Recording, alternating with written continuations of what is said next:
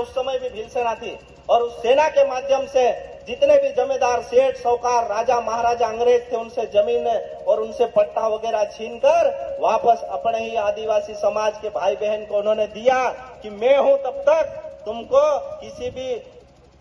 भी प्रॉब्लम में आओगे तो टंटिया भील आपके लिए खड़ा रहेगा। ऐसा कहकर टंटिया भील ने संघर्ष जारी रखा और जब भी सेठ साहूकार को उनसे कुछ भी जो पैसा छीनते थे या कुछ भी करते थे वो हमारे समाज के लोगों में बांट दिया करते थे और किसी बहन बेटी की शादी होती थी तो वो सहयोग कर देते थे कि जा आपके घर में शादी हो रही है तो मैं आपको इतना अनाज दे रहा हूं और इतने पैसे दे रहा हूं, आप धूमधाम से करना। और उसी के माध्यम से लोगों ने टंटिया भील को भगवान मान लिया और भगवान मानने के बाद जिन जिन बच्चों की शादी कराई और सहयोग करा उन लोगों ने अपने मामा बना लिया उन लोगों को। और आज टंटिया भील को लोग मामा शब्द ऐसा नहीं है कि मामा शब्द प्यार से दिया गया है, उन बहनों ने दिया, उन माताओं ने, भाई बहन ने, उन लोगों ने दिया जिनका सहयोग करा था उन्होंने।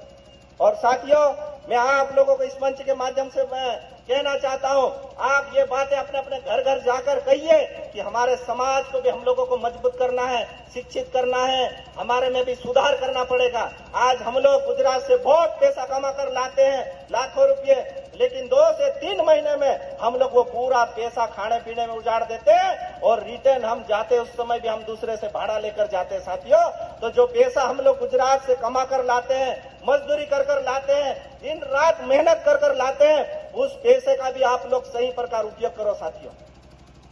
क्योंकि दिन रात आप परिवार और गांव छोड़ के चले जाते हो और आप लोग जो पैसे का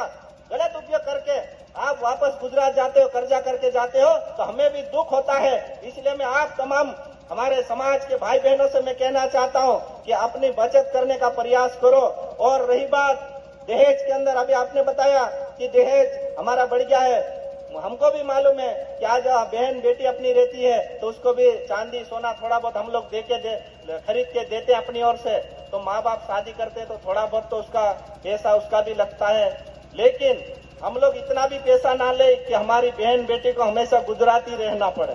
तो हम लोगों को आप और हम सब मिलके दहेज में भी हम एक दूसरे, आपको कोई समझाने नहीं आएगा,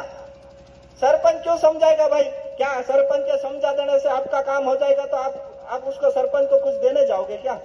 ये अपने आप में खुदा सुधार करना है। अगर मेरा परिवार मैं खुद सुधार लूंगा तो मुझे किसी को पूछने की जरूरत नहीं पड़ेगी साथियों, क्योंकि ये दहेज कोई बहुत बड़ा बीमारी जो अपन कहते हैं ना, बहुत बड़ी बीमारी, अगर मैं खुद सक्षम चाहूँ या मैं नहीं लेना चाहूँ तो पूरे गांव को कोई लेन देना नहीं, भाई तू ले या ना ले। और बहुत सारे ऐसे लोग हैं, आज भी लोग हैं जो आज 1 रुपया तक नहीं लेते हैं अपने बच्चों का। तो इसी प्रकार अपनी भावना बनाना है और जितने भी हमारे दूर दराज से